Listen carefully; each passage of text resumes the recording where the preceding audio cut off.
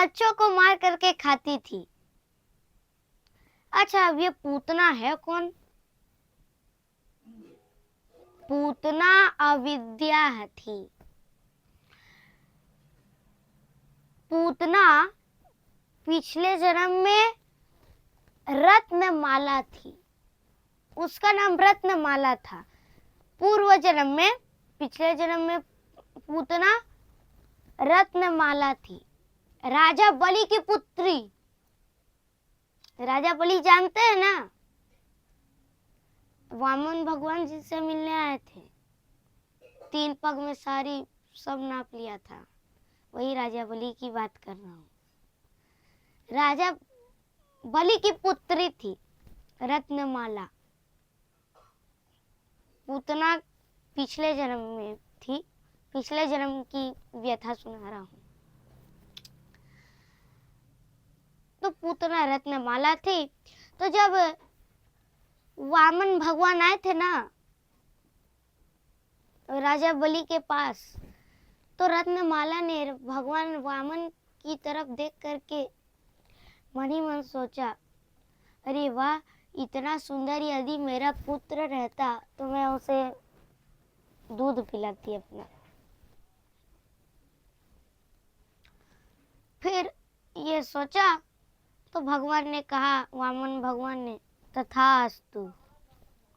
फिर जब 3 पग भूमि मांगी राजा बलि से, तो सब नाप लिया।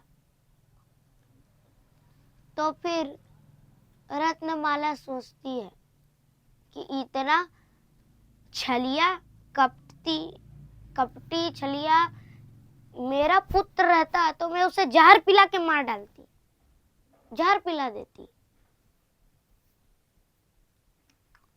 तो वामन भगवान ने कहा, तथास्तु। अब दोनों वरदान मिल गए उसे, मिले ना।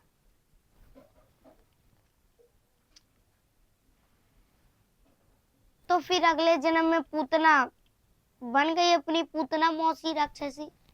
फिर कंस का आदेश आया, जाओ वृंदावन में, गोकुल में जितने भी बच्चे जन्म लिए सबको मार डालो।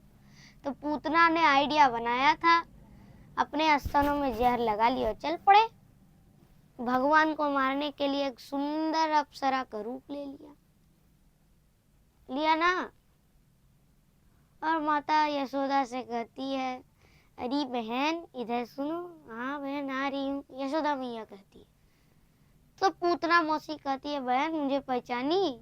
यशोदा मैया कहती है, नहीं मैंने तो नहीं पहचाना। तो पूतना मौसी कहती है, जो अप्सरा का रूप लेकर के आई थी, अरे बहन मैं तो तुम्हारी छोटी सखी हूँ, छोटी से खेलती थी, छोटी में खेलते थे ना। तो अब यशोदा मैया सोचती है, याद नहीं आया? कहा, नहीं बहन मुझे तो नहीं याद, बताओ मैं क्या सेवा कर सकती हूँ। कहा था ना, तो उसने कहा था ना पूतना मौसी ने कि मेरे स्तनों में अमृत आ गया है, जो बालक पीता है, मेरा स्तन का पान करता है तो वो अमर हो जाता है। तो अभी माता यशोदा ने कहा, अरे बहन तो हमारा छोरा को भी पिलाई दो। तब गई पूतना मौसी और दूध भी पिलाई और जहर भी, दोनों वरदान पूरे हुए थे ना। पूरे वरदान पूरे हो गए, दोनों वरदान, जहर भी पिलाया, दूध भी पिलाया। फिली गाय दूध पिला लेगी, लेकिन पिला रहे हैं जहर, है ना। तो दोनों इच्छा उसकी पूरी हो गई, रत्नमाला की, पूतना। फिर पूतना का उद्धार हुआ ना। तो जब पूतना मौसी आई थी भगवान के पास, तो भगवान ने अपनी आंखें बंद कर ली थी, आंखें बंद कर ली थी। क्यों? क्योंकि जिसका तन सुंदर हो और मन गंदा हो, तन पवित्र मन अपवित्र, तन सुंदर मन गंदा, तन सुंदर है मतलब शरीर सुंदर है, मन अंदर से कपट, छल, निंदा, चुगली, सारी बुराइयां भरी है।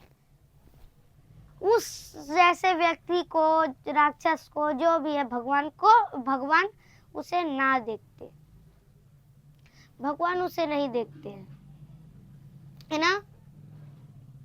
वैसे व्यक्ति को भगवान देखना पसंद नहीं करते। कहते हैं कि तुम्हारा तन सुंदर है, बाहर से सुंदर, अंदर से गंदा रहता है ना, बाहर से सुंदर, अंदर से गंदा, ऐसे को भगवान नहीं देखते हैं। ऐसे को भगवान कदापि तो कभी नहीं देखते। ऐसे व्यक्ति को भगवान देखते ही नहीं। क्यों नहीं देखते भगवान? क्योंकि वो बाहर से सुंदर है, अंदर से गलत है। बाहर से सही, अंदर से गलत। बाहर से सुंदर, अंदर से गंदा। तन सुंदर, मन गंदा। बाहर से पवित्र, अंदर से अपवित्र, सारी बुराइयां भरी है। तो वो हो गई अपवित्र ना। वैसे को भगवान देखना चाहेंगे? बताओ, आप खुद ही बताओ, देखना चाहेंगे? नहीं, कभी नहीं। आप लोग कभी भी भगवान के मंदिर जाते हैं तो भगवान को क्या क्या चढ़ाते हैं? फूल, सड़ी सुपारी चढ़ाते हैं ना। फूल, सड़ी सुपारी चढ़ाते हैं, सड़ी धतूरा चढ़ाते हैं भोले बाबा को। फूल भी चढ़ाते हैं, पैसे भी देते हैं। दुकान में जा कर के भैया से कहते हैं, दुकान वाले भैया एक धतूरा दे दो, सड़ी, ये कहते हैं ना। एक फूल दे दो, फूल की माला, एक धतूरा दे दो, सड़ी, और पैसा भी चढ़ाते। तो अच्छा, जब फूल भगवान की ही प्रतिमा है, भगवानी की न प्रतिमा है, प्रकृति निर्माण, भगवान ने ही फूल को बनाते हैं। वृक्ष अपने आप बड़ा होता है, यह है प्रकृति का निर्माण, प्रकृति का नियम है भगवान का। फिर फूल निकलता है, फल निकलता है, ये सब भगवान की नियम है, भगवान करते हैं।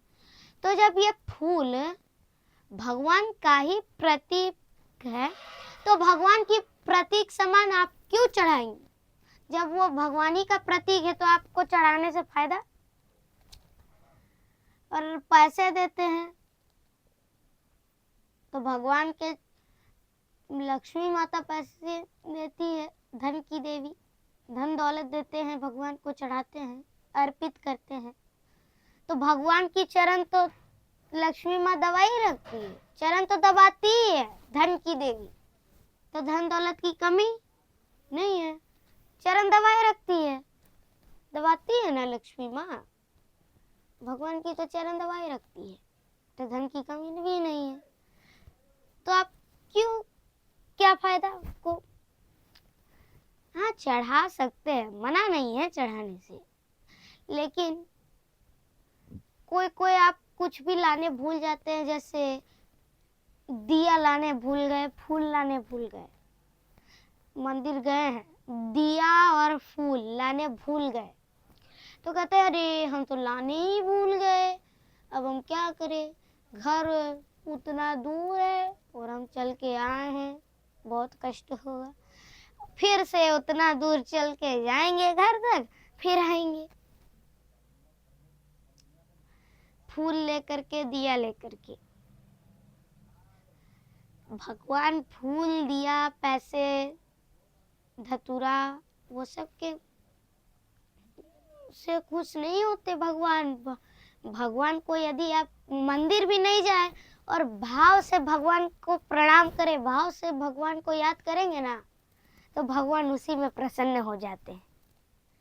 फूल घी धतूरा जितना चढ़ाते हो उससे भी डबल, वेरी डबल, बहुत डबल